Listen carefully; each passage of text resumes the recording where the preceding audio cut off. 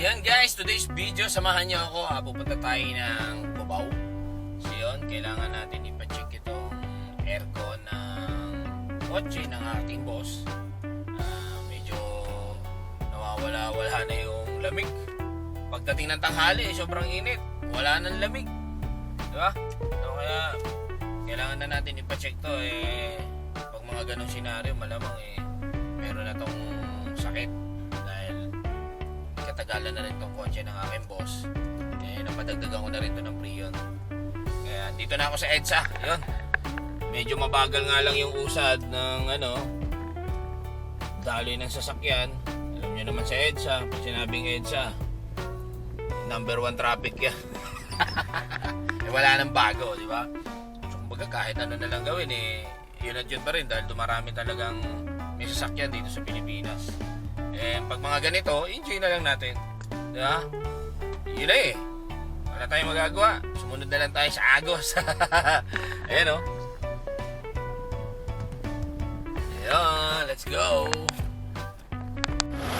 Ayan guys, nandito na tayo ngayon sa Autolian, Cubao.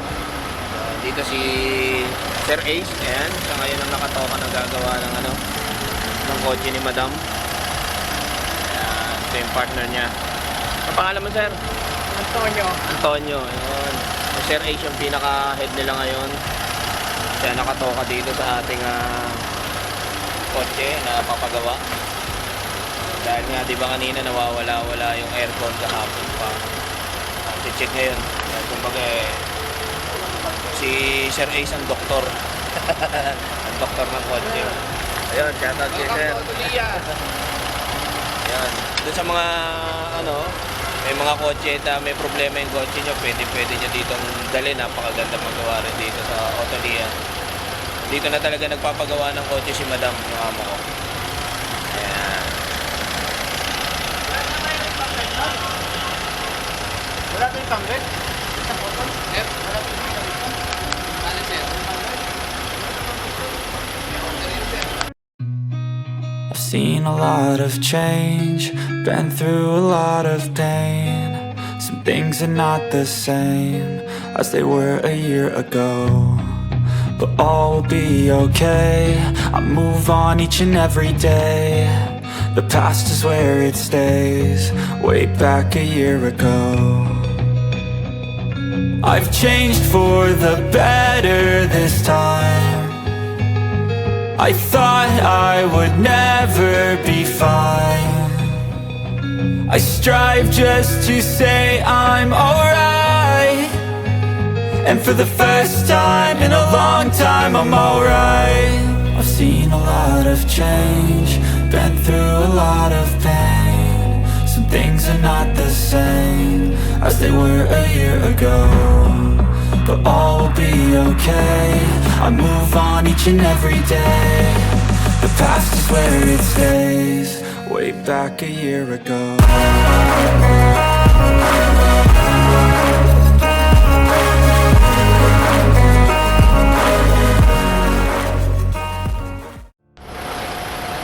So yan guys, ang nakikitang problema ni Sir Ace, yan niya hindi nag-automatic. Kasi dapat nag-automatic yung aircon niya. So yung gagawa ng paraan nila Sir Ace para maayos. Baka yung manual daw. Sabi ko kung ano yung maganda, makakabuti yan.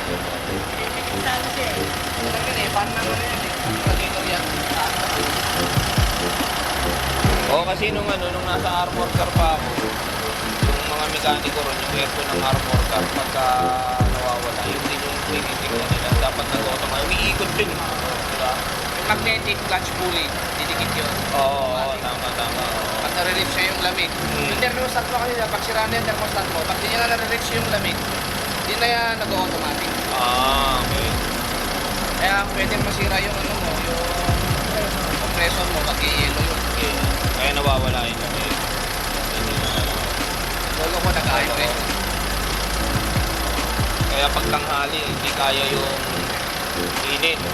Kaya ang binubuga na lang niya sa tanghali, parang buga na lang sa electric fan. Yung normal na hangin na lang. Wala nang lamig. Oo. Ayan guys, yun yung nakikita ng problema. Wala naman problema yung sa ano mo sir, sa Dion mo. Kasi yung gauge yung naglagay ako, 40. Pero kulang pa yan. Hindi naman hindi naman na siya bumaba. Kaya walang leak to, walang problema. Kaya ang problema nito, nandiyan. Ayan, galing no? Lower mo, chinek ko naman, okay naman, malakas naman. Cabin mo, di ba, pinagpunan ng cabin. Saka ito, walang palitan sir, oh. Ang biyak. So, yan napansin ko kahapon. Kaya medyo nag-alala ako kahapon sir. Kasi nung pagpatay ko ng makina sa parking lot, tahimik yun. Narinig ko parang matulog. Pero kaya yung parang ko lang narinig ito. Low power pa yan, pagka ano. Ito, hindi pa lumalabas yung ano dyan eh. Pero ano yung Meron na. ano yung pwede maging cause niyan sir? Kung sakaling bumuka talaga. Hangin. Naglamal yan. Ah.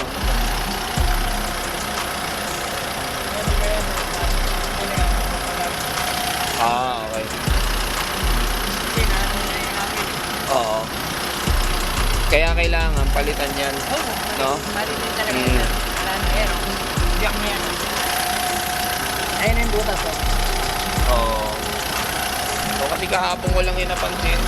Yung napansin ko, pinicture mo na agad. Pinicture ko kami lang. Sabi ko, kailangan ng palitan. Sige, yun, kung ano yung makabubuti, sir. Hey, Sir Ace, kayo na bahala. Pero willing ka po mag-antay sir? Oo naman, oo. Yan guys, panoorin natin kung paano gagawin. I've seen a lot of change, been through a lot of pain. Some things are not the same as they were a year ago, but all will be okay. I move on each and every day. The past is where it stays, way back a year ago. I've changed for the better this time. I thought I would never be fine. I strive just to say I'm alright. And for the first time in a long... Hinihinto rin. Mas lalong lalamig mamaya yan sir. So yan, nag-automatic din siya huminto. Kasabay nung ano, yun.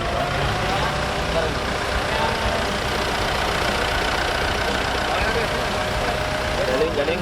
Wala sir. Maganda ka ng ano, manual thermostat. Saka motor fan. Tira. Nakita ako ganyan sakit. Okay na yung okay sir, walang ano, walang Hindi na yan, okay na yan. Hindi na yan nag-high pressure. Malamig na yan, lalamig na yan.